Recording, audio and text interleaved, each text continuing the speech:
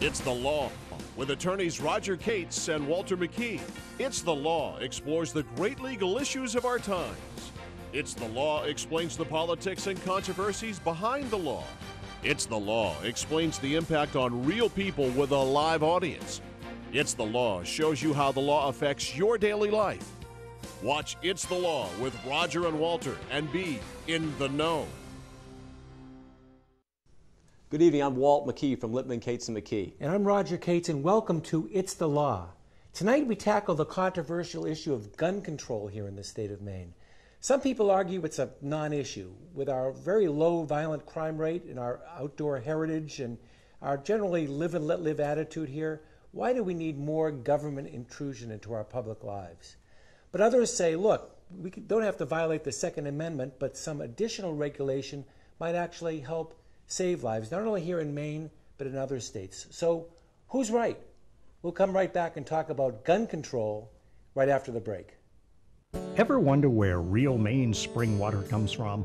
Well, at Summit Spring, it bubbles from the ground all on its own, just as it has for as long as anyone can remember. To this day, it's still collected in the original stone spring house, without the use of pumps or any artificial means. Visit summitspring.com to get free delivery to your home or office, or look for Summit Spring water wherever natural and organic products are sold. Summit Spring, you should know where your water comes from. And welcome back. Walt, gun control in Maine, do we need it, don't we need it? What do the numbers say? Yeah, the numbers actually are pretty much up in the air. It's very difficult to get exact numbers, but some of the most recent studies have shown that more than 40% of Maine homes have at least one gun in them. In fact, one study showed that there was actually more guns in Maine than there were people. In terms of the numbers about violent crime, Maine pretty consistently ranks as one of the top 5 states for having the lowest violent crime rate, and yet has one of the highest rates of gun ownership throughout the United States. So we're going to talk about whether we have enough regulation or too much here in the state of Maine tonight, and we're honored to have a distinguished panel of guests tonight. First of all, Bill Harwood, who is a Portland attorney and a board member of Maine Citizens Against Handgun Violence. Next, Tom Franklin, who's actually president of that same organization. Representative Stephen Hanley from Gardner area is on our Criminal Justice and Public Safety Committee in Maine's legislature. And last but not least, Harry Vanderweide, editor of the Maine Sportsman. Well, let's talk about some of the, of course, the legal backdrop here, which is the Constitution. The United States Constitution has the Second Amendment, which we're all very familiar with. But you know, Roger, here in Maine, it's a little bit different. They have their own kind of constitutional amendment that relates to firearms ownership. And in 1987, Maine did something a little bit different than other states, which is it said, you know what, we're going to change this in a way that makes it even broader to possess firearms in Maine. In fact, it talks about the right to possess firearms is not to be questioned at all.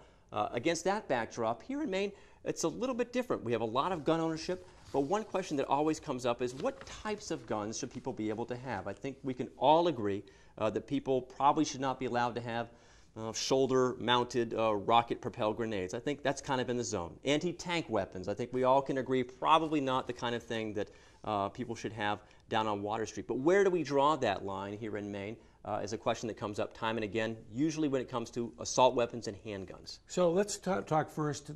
Bill, are there types of weapons that we allow here in the state of Maine that we really shouldn't be? Absolutely, Roger. This is an area that several of us have worked on for some time to get the Maine legislature to draw that line. That's what our elected representatives are there for, to draw these lines. And Walt, I'm glad to hear you say that there are certainly some military-style weapons that belong in the Pentagon and on the battlefield, not in our neighborhoods in Maine.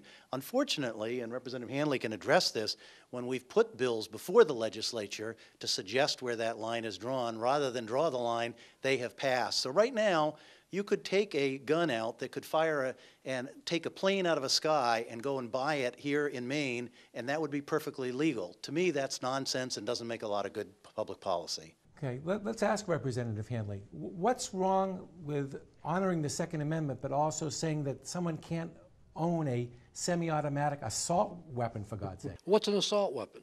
Any weapon that you use to assault people is an assault weapon. Does it make any difference if it's a semi-automatic Winchester 30-06 hunting rifle or a semi-automatic assault gun? It's not the weapon, it's the person, how they use it. And the reality of it is, I haven't seen anyone with an anti-tank gun in Maine. Maybe they have one. I'm not aware of any.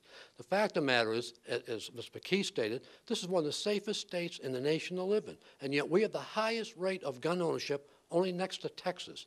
Obviously, the people of Maine have a lot of common sense and can be trusted, and that's why we repeatedly shoot these bills down. They're not necessary. They're not needed.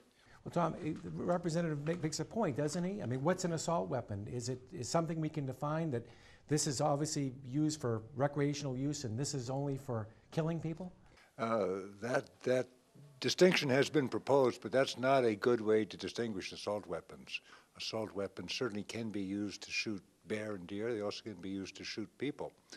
In Maine, there's more paperwork involved to buy cold medicine than there is to buy an assault weapon. You can buy an assault weapon through Uncle Henry's or at gun shows without filling out any paperwork at all. Many states have drawn a line, and the federal government previously drew a line between semi-automatic weapons used for sporting purposes and assault weapons, which were just too lethal and dangerous to allow people to buy. Yes, it involves some line drawing, but line drawing is something we encounter in many aspects of our life, and it's certainly feasible to do that with respect to assault weapons as well. Harry, while you're talking, Harry Vanderwatt is over here shaking his head. Well, because he's begging the question. The question is, what is an assault weapon? Okay, what is this thing they're talking about that we have to get rid of? Because there is no such thing as an assault weapon per se. A semi-automatic firearm that fires a certain caliber bullet could be a hunting weapon or it could be an assault weapon. It's not what the gun is, it's what you're doing with it that makes it an assault weapon. There's no such thing as an assault weapon. And you know, definitions are very important. So by continually saying, oh, we're just trying to get rid of assault weapons, no, they're not. They're trying to take any kind of high-powered firearm out of anybody's hands. Because the truth of the matter is that an experienced hunter with a 30-06 rifle or something equivalent is just as deadly as any gangster on the street with a so-called assault weapon.